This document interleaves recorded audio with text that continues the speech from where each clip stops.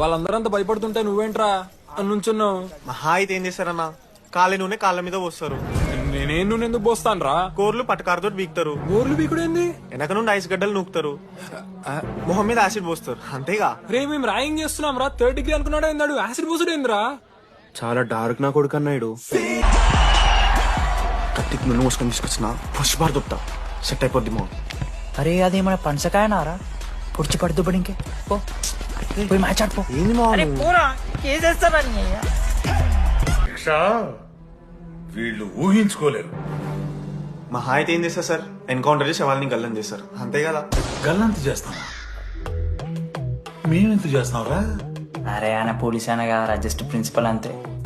Uncle, మీ వాడిని నన్ను చెడగొట్టేది. మా చాలా డీసెంట్ ఫ్యామిలీ సార్. అబ్బా, డీసెంట్ ఫ్యామిలీ. ఏం చేస్తుంటాడు మీ అయ్యా? దొంగసరా కాస్తుంటాడు. దొంగసారా?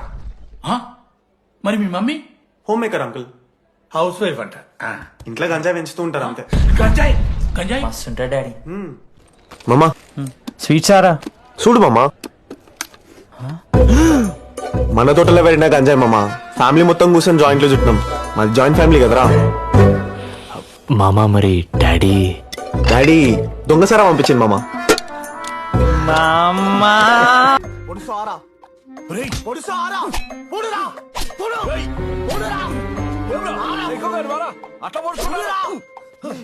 మీద జారి చూపుమా, జాబిలమ్మ నీకు అంత కోపమా? లేక లేక పుట్టినరాడు చచ్చిపోతాడ్రా. సరే